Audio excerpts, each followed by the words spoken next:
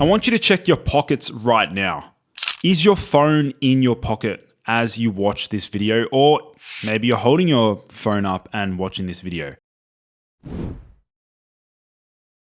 The first biohack to specifically increase testosterone levels is to stop putting your mobile phone or your smartphone in your pocket. And this is because there is proven research that suggests that using your phone and leaving your phone in your pocket right next to your testes can, number one, heat up the testes, so that can suppress fertility and testosterone production. And number two, the EMF frequency, electromagnetic fields, can actually decrease testosterone levels. And so this was even suggested by the famous entrepreneur Tim Ferris. He said this a number of years ago. Now, the main thing we want to take away here is that if we do decide to leave our phone in our pockets all the time for hours on end, try to put your phone on airplane mode, as that can help to reduce the potential harm from radiation from 5G, Wi-Fi, and Bluetooth.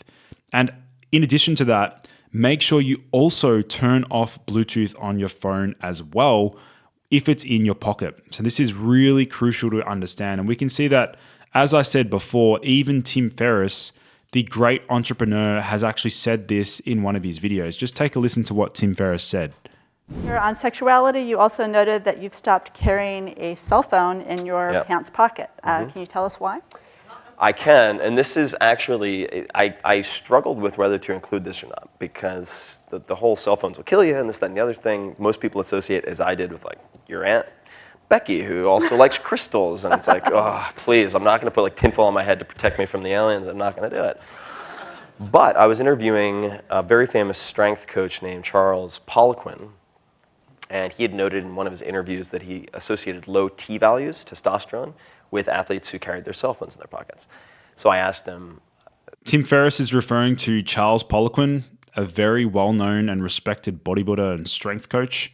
And this particular strength coach, Charles Poliquin, noted and even brought this up many years ago that he suspected that athletes that have low testosterone levels are the ones that carry their cell phones in their pockets. Somewhat, and not in a condescending manner, but I didn't really believe it. And I said, so, okay, you've observed that A, B, and C. And he goes, observed? What are you talking about? He goes, look at the literature yourself. Okay, so he gave me a few pointers, and I did look at the literature, and when you separated out the studies that were directly or indirectly funded by industry, meaning manufacturers and carriers and so forth, there was a very compelling case that very limited cell phone exposure, and when I say cell phone, I mean cell phone, GSM, I think it was 900 megahertz cell phones, 1 hour could severely negatively affect sperm morphology, meaning shape, motility, meaning swimming direction, doesn't do you very much good if they're going the wrong way, count, etc. And that was 1 hour. And in California, something like 30, I'm sure that number is outdated already, at least 30% of males in California rely on their cell phones exclusively as phones. How long is that sitting in your pocket a day? 10 hours, 12 hours? Wow. And fertility rates are going down, or testosterone. Oh yeah. And I was able. So obviously this could be a contributing factor to the declining levels in testosterone levels and even fertility.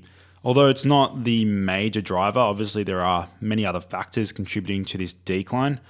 But the other thing is, a lot of men think that they can use an EMF shielding sticker. So there's many stickers on the market that are designed to block out EMF.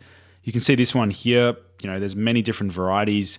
In my opinion, these actually don't work. They don't have robust clinical trials to suggest that they actually minimize EMF exposure.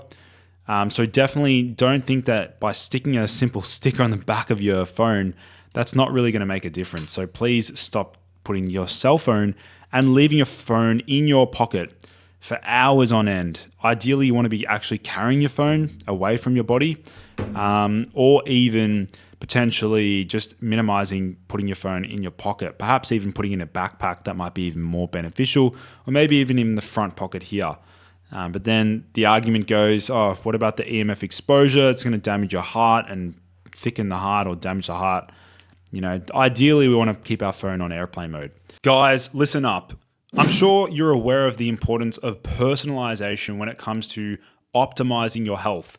That is why I'm offering a free 15-minute Boost Your Biology strategy session with a senior member of my team where we'll chart out a personalized plan for success so that you stop guessing when it comes to different supplements, diets, training, and lifestyle strategies. So be sure to check that link out in the video description down below. The next biohack is to stop sitting with your legs crossed. I see a number of influencers, male influencers, and health coaches still not understanding this principle that men should not be sitting with their legs crossed.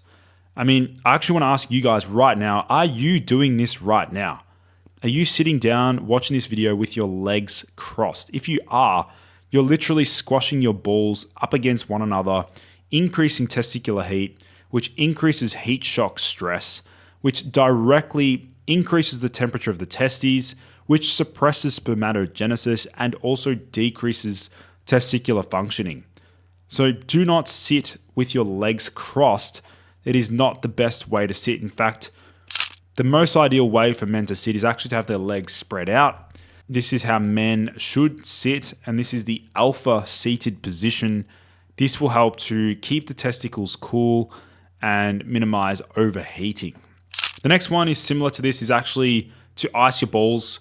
If you really want an immediate boost in testosterone levels, you will notice this, particularly after 10 minutes of icing your balls. Many of you will know that I've spoken about the benefits, including increasing energy levels, testosterone production, fertility, better erection quality, and more frequent morning wood. But the key here is to not apply ice directly to the skin of your balls. Do not do this. Men, please make sure you put it up against the underwear where your balls hang. Don't actually put the ice pack directly up against your skin. This can burn the skin of the scrotum. Do not do this. And that brings me to my fourth point, which is to stop wearing tight underwear. A number of men still think that wearing tight underwear is beneficial.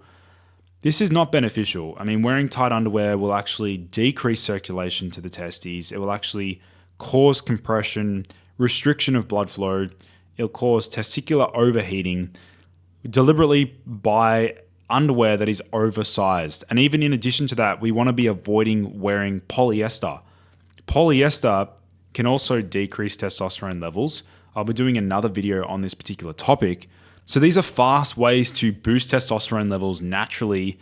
And these are common ways in which a number of men are actually lowering their testosterone levels on a daily basis. So if you learned something new, please like the video, share your thoughts, leave a comment down below. What are your thoughts on this particular topic? Do you think that these strategies are actually beneficial? Do you have thoughts about these particular methods or ways to boost testosterone levels? If you do, leave a comment down below. Let's get a discussion going. Otherwise, gentlemen, thank you so much for tuning in. I look forward to seeing you in the next video.